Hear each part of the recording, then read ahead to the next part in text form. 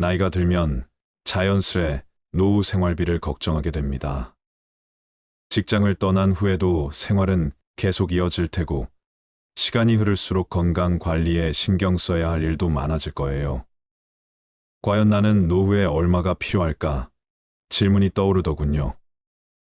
먼저 생활비부터 계산해 보기로 했습니다. 은퇴 후에는 일하는 동안보다 훨씬 단순한 생활을 할 것 같지만 실제로는 그렇지 않다고 하더군요. 주거비, 공과금, 식비 같은 기본적인 생활비도 여전히 필요하고 주기적으로 의료비가 들어가는 경우도 많죠. 여행이나 취미 같은 여가 활동을 위해서도 여유 자금이 있으면 좋겠고요. 통계를 보니 중산층 노인의 평균 생활비가 200만 원에서 300만 원 정도라고 합니다.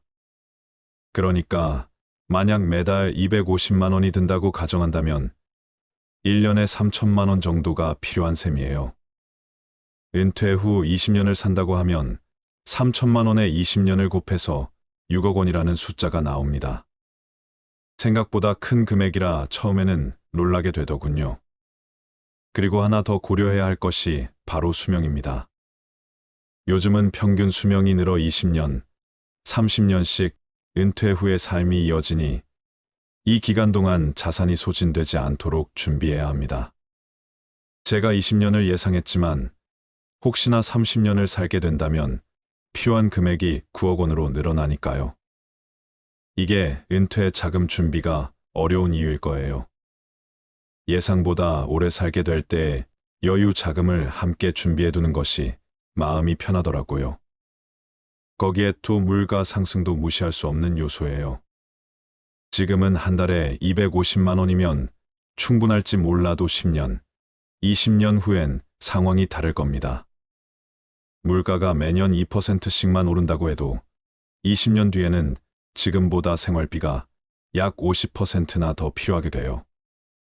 즉, 지금 250만 원으로 살 수 있는 생활이 그땐 375만 원이 되어야 가능하다는 이야기죠. 그래서 자산을 준비할 때 물가 상승을 고려하는 것이 정말 중요하겠더라고요. 또 하나 신경 써야 할 부분은 예기치 못한 의료비입니다. 나이가 들수록 병원비나 약값 같은 의료비가 늘어나는 것은 피할 수 없어요. 젊었을 때는 의료비가 얼마나 들어갈지 상상하기 어렵지만 은퇴 후에는 이런 지출이 자주 생길 수 있죠. 그래서 저는 따로 비상 자금을 마련해 두기로 했습니다. 보통 1년치 생활비 정도를 준비하면 마음이 든든하다고 하더군요. 저도 한 3천만 원 정도를 의료비 비상자금으로 따로 떼어두려고요. 그렇다면 연금은 또 어떻게 계산할까요? 다행히도 연금은 은퇴 후 들어오는 고정적인 수입원이죠. 국민연금이나 퇴직연금, 개인연금 등을 통해 매달 일정 금액을 받을 수 있으면 부족한 금액만 추가로 준비하면 됩니다.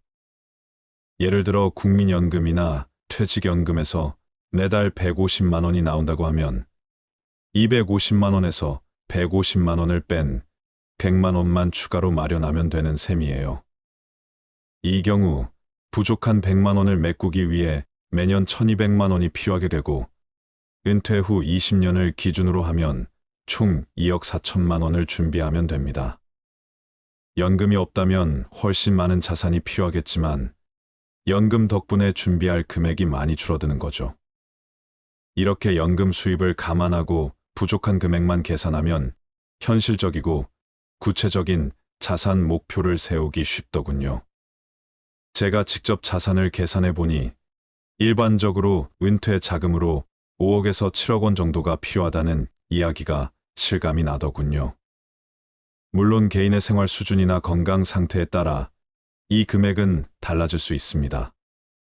자산 상황을 다시 점검해보고 여유 자금을 더 준비할 필요가 있으면 준비하고 현재 연금으로 어느 정도 커버할 수 있는지 계산해 보는 것도 중요합니다. 이렇게 구체적으로 필요한 자산을 파악해 나가면 은퇴 후에도 편안하고 안정된 삶을 위한 준비가 한결 수월해지더군요. 노후에도 가장 고민되는 것 중 하나가 바로 투자를 계속해도 괜찮을까 하는 부분이죠. 이제는 일정한 소득이 없으니 더 조심스러워지는 것도 사실이고요. 그런데 결론부터 말하자면 노후에도 적극적인 투자가 가능하긴 합니다. 다만 젊을 때와는 조금 다른 접근이 필요하죠.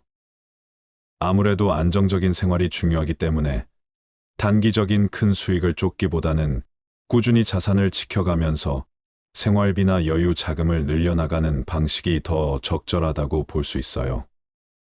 재테크에 대해 말씀드릴게요. 나이가 들수록 미래에 대해 생각하게 됩니다. 어떻게 살면 불안하지 않은 노후를 보낼 수 있을지, 어떤 방식으로 자산을 관리해야 마음 편히 살아갈 수 있을지 말이죠. 노후 재테크에 대해 이런저런 생각을 해보면서 나름대로 몇 가지 중요한 원칙을 알게 되었어요. 이 원칙들이야말로 나와 주변 사람들에게 안정적인 노후 생활을 지켜줄 중요한 토대가 아닐까 싶습니다. 첫 번째 원칙은 안정성을 최우선으로 생각하기입니다. 저도 60대에 접어들면서 알게 된 것인데, 나이가 들수록 높은 수익률보다는 자산을 잃지 않는 것이 더 중요해지더군요. 예를 들어 주식이나 위험한 투자에 큰 돈을 넣었다가 손실을 보게 된다면 회복이 쉽지 않아요. 먼저 안정적인 금융상품에 대해 이야기를 해볼게요. 예전에는 주식이나 펀드 같은 상품들이 더 높게 관심을 받았지만 노년층의 경우 높은 수익보다는 안정성과 유동성이 훨씬 중요하다고들 해요. 이때 대표적인 것이 정기예금과 채권입니다. 예금은 원금이 보장되고 이자도 정기적으로 받을 수 있으니 안정적인 수익을 얻기 좋죠. 채권은 국공채 같은 신용도 높은 상품으로 안정성을 더할 수 있습니다. 노후에 정말 유용한 자산이 바로 채권입니다. 사실 젊을 때는 채권을 잘 떠올리지 않지만 은퇴 후에는 안정적인 자산으로 채권만큼 든든한 것이 없더라고요. 국채나 공기업 채권 같은 안정적인 채권은 만기 시 원금이 보장되고 정기적으로 이자 수익이 나오니 매달 생활비로 쓰기 좋습니다. 제가 아는 분은 은퇴할 때 자신의 자산 일부를 채권에 넣어두셨는데 매달 나오는 이자가 정말 효자야라고 하시더군요. 그런 말씀을 들으니 저도 이 안정감을 무시할 수가 없겠더라고요. 젊을 때는 수익률을 생각했지만 지금은 채권 같은 안전한 투자처에 더 마음이 갑니다. 물가, 연동 자산에도 일부 자산을 투자해보는 것이 좋습니다. 물가는 계속 오르니까 지금 100만 원이면 될 생활비가 10년, 20년 후에는 더 많이 필요할 수 있겠죠. 물가 상승이 걱정되면 물가, 연동 채권이나 인플레이션에 강한 자산을 선택할 수 있어요.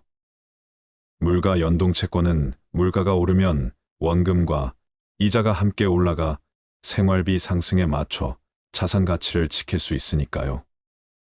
예를 들어 물가 연동 채권이나 원자재 관련 펀드에 투자하면 생활비가 늘어나더라도 자산의 가치가 유지될 수 있습니다.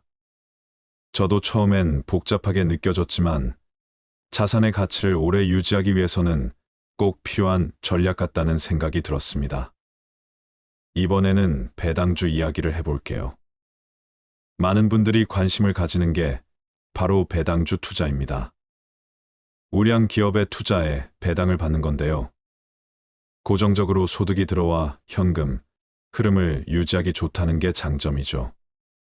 사실 주식은 변동성이 있어 노후에는 피해야 한다고들 하지만 잘 고른 배당주는 또 다르더라고요. 배당주는 매년 기업이 벌어들인 수익을 주주에게 나누어 주는 종목이니까요. 예를 들어 주가 변동에 민감하지 않은 우량 배당주에 투자하면 정기적으로 배당 수익이 나오니 매달 생활비에 보탤 수 있죠. 통신이나 전기, 가스 같은 필수 공공업체 주식들이 좋은 예인데요. 이런 기업들은 경기와 크게 상관없이 안정적으로 운영되기 때문에 은퇴 후 자산으로 알맞다고 합니다. 주식이 주는 긴장감이 없다고는 할 수 없지만 매년 들어오는 배당금이 주는 안정감이 제법 크더군요. 안정적인 회사를 선택한다면 훌륭한 자산 관리 방법이 될 수 있습니다. 큰 수익을 기대하는 것은 아니지만 안정적으로 생활비의 일부를 마련할 수 있으니 이 방법도 생각해 볼 만해요. 두 번째 원칙은 소득원을 다각화하는 것입니다. 한 가지 소득원에만 의존하면 불안하기 마련이죠. 은퇴 후에 국민연금이나 퇴직연금만 가지고 생활하다 보면 예상치 못한 지출에 큰 부담을 느낄 수 있어요. 그래서 저는 소득원을 다양하게 마련하는 것을 권장해요. 연금 외에도 소형 임대 부동산이나 배당주 투자처럼 매달 소득을 가져다 줄 수 있는 자산이 있으면 좋죠. 제 친구 중 한 명은 은퇴 전에 소형 오피스텔을 한 채 사두었는데 그 덕분에 지금도 매달 임대 수익이 들어오고 있어 여유로운 생활을 하고 있어요. 또 다른 친구는 주택연금을 활용해 자택에서 계속 살면서도 매달 연금처럼 생활비를 받고 있더군요. 이처럼 다양한 소득원이 있다면 은퇴 후에도 경제적인 안정감을 느낄 수 있답니다. 주택연금을 소개해 볼게요. 평생 모은 자산 중 가장 큰 게 집이라면 주택연금은 좋은 선택이 될 수 있습니다. 주택연금이란 쉽게 말해 집을 담보로 예월 일정 금액을 지급받는 방식이에요. 여기에 가입하려면 몇 가지 조건이 있는데요. 보통 55세 이상이면서 본인 명의의 주택을 소유하고 있어야 합니다. 주택연금은 집을 매각하지 않아도 자산을 현금화할 수 있다는 점에서 매력적입니다.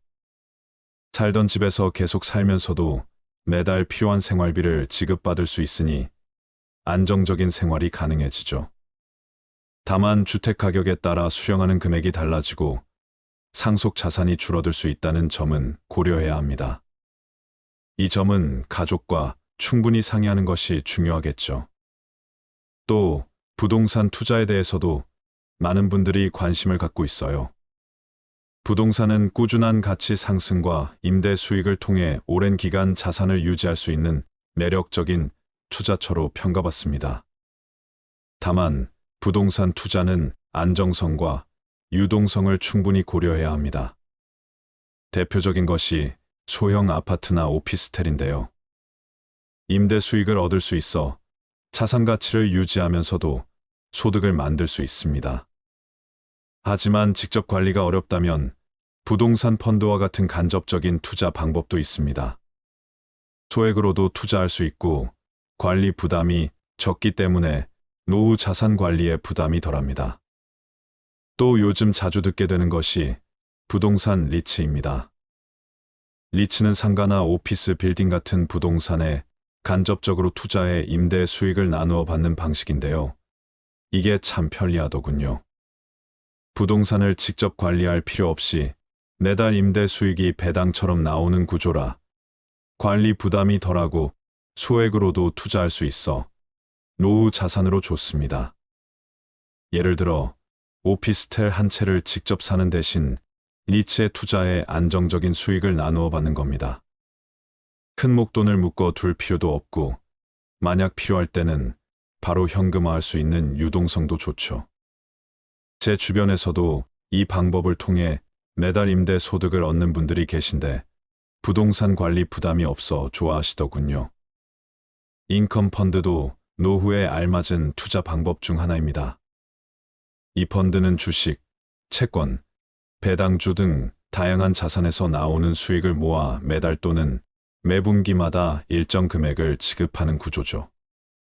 정기적인 현금, 흐름을 제공하기 때문에 생활비로 사용할 수 있고 자산이 잘 분산되어 있어 위험도 관리가 되어 마음이 편해요. 예를 들어 은퇴 후 매달 고정적인 생활비를 보충하는데 인컴 펀드를 활용하면 유용합니다. 특히 안정적인 배당주나 채권을 함께 운용하는 경우가 많아 노후 투자로 인기더군요. 저도 매달 정기적으로 돈이 들어오니까 경제적으로 안정감을 느낄 수 있을 것 같아 관심을 갖게 되었습니다. 혹시라도 단기에 높은 수익을 얻을 수 있다는 상품에는 주의하는 것이 좋습니다. 적립식 투자를 고려해 보세요. 예를 들어 ETF나 인덱스 펀드 같은 상품에 매달 일정 금액을 투자하는 방식이에요. 적립식 투자는 가격 변동을 평균화할 수 있는 효과가 있어 장기적으로는 안정적인 수익을 기대할 수 있습니다. 노후에는 매달 들어오는 연금이나 배당 수익의 일부를 적립식 투자로 재투자하여 자산을 늘려갈 수 있겠죠. 세 번째는 절세 전략을 활용하는 것입니다. 노후에도 세금은 여전히 큰 부담이죠. 세금이 줄지 않으면 자산을 오래 유지하기가 쉽지 않아요. 그래서 저는 절세 혜택을 받을 수 있는 금융상품을 잘 활용하고 있습니다. 이제 절세 상품에 대해 이야기를 해볼게요. 노후 생활비에 든든한 재정원이 될 퇴직연금과 개인연금은 빼놓을 수 없습니다. 요즘에는 퇴직금이 회사에서 제공하는 확정급여형과 근로자가 직접 운영하는 확정기여형으로 나뉘는 경우가 많습니다.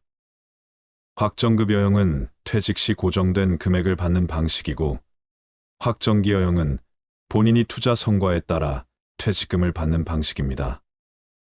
이외에 퇴직 후 스스로 관리할 수 있는 개인형 퇴직연금도 있는데요. 이건 세액공제를 받을 수 있어 절세에도 유리합니다.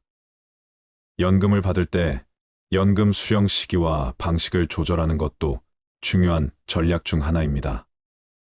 연금을 늦게 받을수록 월 지급액이 높아지기 때문에 상황에 맞게 유연하게 조정할 수 있죠. 세금을 줄이는 것은 은퇴 생활의 안정성을 높이는 중요한 전략입니다. 고령자를 대상으로 비과세 혜택이 있는 금융상품도 많이 있어요. 이자 소득세를 면제해주는 상품들을 통해 자산을 유지하면서도 세금 부담을 줄일 수 있죠. 이런 혜택을 놓치지 않고 활용하는 것도 노후 재테크의 핵심이라고 생각합니다. 네 번째는 유동성을 확보하는 것입니다. 나이가 들면 특히 갑작스러운 의료비나 간병비 같은 예기치 못한 상황이 발생할 수 있잖아요. 이런 상황에서 필요할 때 바로 꺼내 쓸 수 있는 돈, 즉 비상자금이 없으면 큰 어려움에 빠질 수 있어요. 한 번은 이웃의 70대 아주머니가 자녀들에게 미리 자산을 증여하셨다가 갑작스러운 수술비가 필요하게 되었는데, 자산이 대부분 자녀들에게 넘어가 있는 상태라 경제적으로 큰 곤란을 겪으신 적이 있어요. 그 모습을 보며 저도 배우게 되더군요.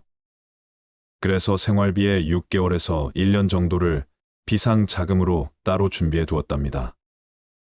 예금이나 현금화가 쉬운 금융상품에 나누어 두고 필요할 때 바로 꺼내 쓸 수 있도록 준비해 두면 안심이 되더라고요.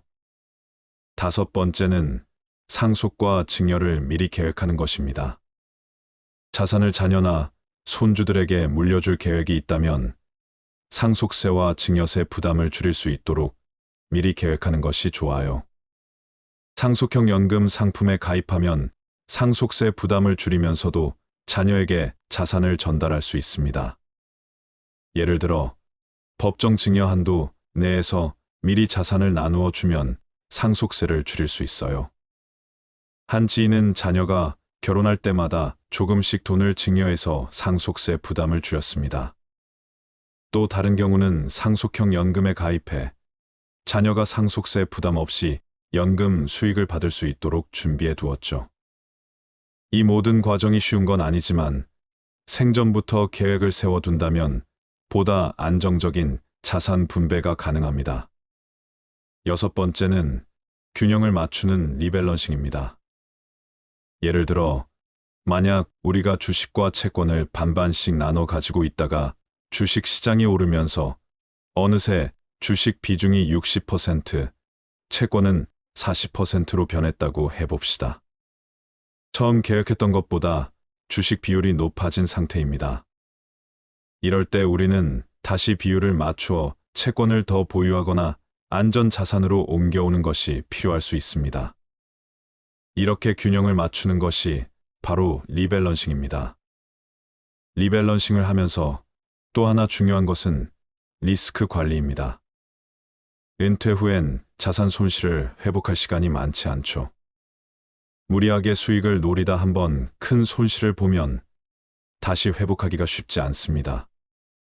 그러니 너무 욕심을 내기보다는 자산을 지키는데 우선순위를 두는 것이 바람직합니다. 주식이나 고위험 자산의 비율을 줄이고 금이나 채권 같은 안전 자산에 더 많이 배분하는 것이 이런 리스크 관리의 핵심이 됩니다. 물가 상승도 빼놓을 수 없습니다. 물가는 은퇴 후 삶에서 생각보다 큰 부담이 될 수 있습니다. 매년 물가가 조금씩 오다 보면 같은 돈으로도 예전과 같은 생활을 유지하기 어려워지거든요. 그러니 물가가 올라도 어느 정도 자산 가치를 유지할 수 있는 물가 연동 채권이나 배당주 같은 자산을 포함시키는 것도 좋은 방법입니다. 그리고 여기서 빠질 수 없는 것이 현금 비중입니다. 갑작스럽게 돈이 필요할 상황을 대비해 1년에서 3년 정도 생활비를 커버할 수 있는 현금을 확보해 두는 것이 필요합니다. 이는 일종의 비상 자금으로 보면 되겠죠. 은퇴 후에는 매달 들어오는 고정 수입이 없으니 필요한 자금을 준비해 두는 것이 훨씬 마음이 편할 겁니다. 마지막으로 리밸런싱은 매일 할 필요는 없습니다. 주식 시장을 매일 들여다보면 심장이 쿵쾅거려 편안히 쉴 수도 없겠죠. 보통 6개월에서 1년에 한 번씩 내가 설정한 목표와 맞게 자산 비율을 유지하고 있는지 점검하는 것만으로 충분합니다. 너무 자주 변동성을 쫓다 보면 오히려 계획을 지키기 어렵고 무리한 조정을 하게 되기도 하니까요. 제 친구 중 한 명은 매년 연초에 자신의 자산을 점검하는데 금리나 시장 상황이 바뀔 때마다 채권과 주식의 비율을 다시 맞추면서 안정성을 유지하고 있어요. 또 다른 친구는 의료비 부담이 커지면서 일정 금액을 의료비 비상 자금으로 따로 떼어 두기도 하더군요. 이렇게 주기적으로 자산을 점검하고 리밸런싱을 하면 예기치 못한 상황에서도 자산을 효과적으로 유지할 수 있어요. 노후 재테크는 이처럼 여러 원칙을 지키면서 접근하는 것이 중요합니다. 결국 중요한 것은 안전성과 유동성, 그리고 세제 혜택 등을 종합적으로 고려해 자신에게 맞는 방식을 선택하는 겁니다. 모든 자산관리 방법이 같은 효과를 주지는 않지만 이런 기본적인 원칙을 따라간다면 평온하고 안정적인 노후 생활을 준비하는 데 도움이 될 거라고 생각해요. 은퇴하고 나서도 일이 필요하다고 느껴질 때가 있어요. 나이가 들면서 체력은 조금 떨어지지만 여전히 사회와 연결되고 소득도 조금이라도 유지하고 싶다면 노후에도 적당한 일을 찾는 것이 큰 의미가 있죠. 그런데 어떤 일을 선택하면 좋을까요? 체력도 적게 들고 경력도 살리면서 또 나에게 재미와 보람도 줄 수 있는 일이면 더 좋겠죠. 노후에 일자리로 많이들 추천하는 것이 바로 파트타임 형태의 일자리예요. 일하는 시간은 줄이면서도 내가 가진 경력과 기술을 활용할 수 있는 일이죠. 예를 들어 젊었을 때 교육이나 강의를 하셨다면 은퇴 후에도 짧은 강의나 컨설팅을 할 수 있을 거예요. 이렇게 기존의 경력을 살릴 수 있는 일은 몸에 무리가 덜 가고 일하는 즐거움도 크죠. 또 하나의 선택지는 자신이 좋아하는 취미나 특기를 활용하는 일입니다. 혹시 취미로 그림을 그리거나 글을 쓰셨다면 소규모 워크숍을 열거나 온라인에서 자신의 작품을 팔아볼 수도 있어요. 만약 요리를 좋아하신다면 소소하게 쿠킹 클래스를 열거나 간단한 제과를 만들어서 동네에 판매하는 것도 괜찮죠. 이런 일들은 내가 진심으로 즐길 수 있기 때문에 일하는 순간이 오히려 힐링이 되기도 합니다. 그리고 요즘은 디지털 분야에서 일자리를 찾는 경우도 많아요. 물론 완전히 새로운 것을 배우는 게 쉽지는 않지만 온라인 글쓰기, 자문, 고객 서비스 같은 일은 집에서 컴퓨터만 있으면 가능하죠. 이런 일은 정해진 시간에 할 필요도 없어서 비교적 자유롭게 할 수 있어 편리합니다. 노후에 일하면서 수입이 생기면 어떻게 관리하면 좋을까요? 은퇴 후 수입 관리는 은퇴 전과는 조금 다르게 접근해야 해요. 은퇴 후의 수입은 생활비와 여가 자금에 도움이 되지만 장기적인 노후 생활을 위해 꼭 필요할 수도 있으니까요. 먼저, 노후에 들어오는 수입은 생활비로 일부 사용하고 나머지는 비상금이나 저축으로 돌리는 방법을 추천드려요. 예를 들어 월 50만 원이 들어온다면 30만 원은 생활비나 여가비로 쓰고 나머지 20만 원은 비상금 계좌에 따로 모아두는 거죠. 이렇게 모아둔 돈은 예기치 못한 상황이 발생했을 때 큰 도움이 됩니다. 비상금을 조금씩 마련해두면 심리적으로도 안심이 되니까요. 또 투자보다는 안전한 저축이나 예금에 넣어두는 것도 한 방법입니다. 이미 은퇴 이후이기 때문에 고수익을 노리는 투자는 조금 위험할 수 있죠. 예금이나 단기 채권 같은 상품에 넣어두면 변동성에 대한 걱정 없이 필요할 때 언제든 꺼내 쓸 수 있습니다. 마지막으로 노후에도 일하면서 생기는 수입을 소소한 즐거움을 위해 사용하는 것도 좋아요. 예를 들어 여행 경비로 조금씩 모으거나 평소에 관심이 있던 취미나 여가 활동을 위해서 쓰는 거죠. 내가 좋아하는 것에 투자하는 것은 건강에도 좋고 일하는 보람도 느끼게 해줍니다. 노후에 일하는 것과 그 수입 관리에 대해 말씀드리자면 내가 즐겁고 무리 없이 할 수 있는 일을 찾아서 그 수입을 여유 자금이나 생활비로 잘 나누어 관리하는 겁니다. 적당히 일을 하면서 보람을 느끼고 그 수입으로 여유 있게 생활한다면 은퇴 후의 삶도 즐거워지지 않을까요? 혹시라도 퇴직을 앞두고 있다면 이제 본격적으로 시작할 때입니다. 퇴직 후 생활은 고정소득이 없기 때문에 지금까지와는 다른 방식으로 자산을 관리하고 새로운 목표를 설정하는 것이 필요하죠. 가장 먼저 해야 할 일은 퇴직 후 필요한 생활비와 예상 지출을 정리해 보는 것입니다. 더 이상 매달 급여가 들어오지 않기 때문에 현재의 생활비를 기준으로 노후 생활에 맞는 지출 계획을 세워야 합니다. 예를 들어 집에 대한 대출이 아직 남아 있다면 매달 갚아야 하는 금액을 어떻게 마련할 것인지, 또 자녀 교육비나 결혼 자금 등 특별히 큰 지출이 필요한 부분이 있다면 미리 자금을 마련해 두는 것이 중요합니다. 노후에는 큰 돈을 지출하는 일보다 매달 꾸준히 필요한 생활비가 중요해지므로 매달의 생활비와 예상되는 고정 지출을 잘 계산해 두면 안정적인 노후 준비에 큰 도움이 됩니다. 노후 준비에서 가장 중요한 부분 중 하나가 바로 연금입니다. 연금은 퇴직 후 고정 수입의 큰 축이 되기 때문에 국민연금, 퇴직연금, 개인연금 등의 가입 현황과 예상 수령액을 꼭 확인해야 합니다. 국민연금의 경우 수령 시점을 늦추면 수령액이 늘어나므로 자신의 상황에 따라 언제부터 받는 것이 좋을지 고려해 보는 것도 좋습니다. 퇴직연금이나 개인연금을 따로 마련해 둔 경우라면 연금 수령 방식을 결정해야 할 시기일 수 있습니다. 매달 일정한 수익을 받는 연금 방식으로 수령하는 것이 좋은지, 아니면 목돈으로 인출할지 신중히 결정하는 것이 중요합니다.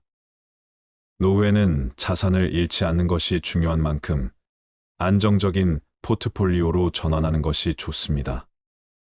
퇴직 전에는 수익을 높이기 위해 공격적으로 주식이나 고위험 자산에 투자할 수 있었지만 퇴직 후에는 이를 보수적으로 조정해야 할 때죠. 주식, 채권, 현금, 예금 등 자산을 적절히 분산해 리스크를 줄이는 것이 핵심입니다. 예를 들어 주식 비중을 줄이고 안정적인 채권과 현금을 늘리거나 배당주나 우량주 위주로 투자, 비중을 조정하는 것이 좋습니다. 또 현금 비중도 일정 부분 유지에 필요할 때 바로 사용할 수 있는 자금을 마련해 두면 심리적으로도 안정감을 느낄 수 있습니다. 나이가 들수록 건강에 대한 준비는 필수입니다. 의료비는 생각보다 큰 지출이 될 수 있기 때문에 건강보험이나 노후를 위한 의료비, 대비 보험이 잘 되어 있는지 확인해 두는 것이 좋습니다. 퇴직 전에 본인이 가입한 보험을 점검해 보고 만약 보완해야 할 부분이 있다면 필요한 보험, 상품에 가입하는 것도 방법입니다. 또한 퇴직 후에는 정신적, 신체적으로 건강한 생활 습관이 중요합니다. 정기적인 운동과 건강 검진을 꾸준히 받으면서 장기적으로 건강을 잘 유지할 수 있도록 관리하는 것이 노후를 준비하는 중요한 일 중 하나입니다. 노후에는 주거 비용도 중요한 문제 중 하나입니다. 만약 주택 대출이 남아 있다면 퇴직 전에 상환 계획을 다시 확인하고 필요하면 상환을 완료해 주거 부담을 줄이는 것이 좋습니다. 혹시라도 은퇴 후에 집을 옮길 계획이 있다면 퇴직 전에 집을 정리하거나 전세금 등을 미리 조정해 두면 도움이 될 수 있습니다. 또한 비상금을 마련해 두는 것도 필요합니다. 은퇴 후에는 예기치 못한 일이 생길 때 대처할 여력이 줄어들기 때문에 갑작스러운 지출에 대비할 수 있는 비상금 계좌를 따로 준비해 두면 좋습니다. 보통 생활비의 1년치 정도를 비상금으로 준비하면 심리적으로 안정감을 가질 수 있습니다. 마지막으로 은퇴 후의 시간을 어떻게 보내고 싶은지 구체적으로 계획을 세우는 것도 중요합니다. 은퇴 후에도 가볍게 할 수 있는 일자리를 구하거나 평소에 즐기고 싶었던 취미를 배워보는 등 삶의 활력을 불어넣는 계획을 세우는 것이죠. 이는 경제적인 수익뿐만 아니라 정신적인 만족과 건강에도 큰 도움이 될 수 있습니다. 노후 준비는 단순히 돈을 모아두는 것뿐만 아니라 은퇴 후에도 즐겁고 편안하게 살아갈 수 있도록 다양한 측면을 준비하는 과정입니다. 퇴직 전에 이러한 계획들을 잘 세우고 조금씩 준비해 나간다면 은퇴 후에도 안정되고 즐거운 삶을 누릴 수 있을 거예요. 노후 투자에서 가장 중요한 것은 목표를 분명히 설정하는 것입니다. 노후의 투자 목표는 대개 안정적인 생활 유지와 자산 보존이기 때문에 큰 수익을 쫓기보다는 꾸준히 자산을 지키고 적정 수익을 목표로 하는 것이 더 적합합니다. 한 가지 팁을 드리자면 수익이 난 부분은 생활비로 일부 사용하되 나머지는 다시 자산으로 돌려놓는 방식으로 관리하면 점진적으로 자산이 늘어날 수 있어요.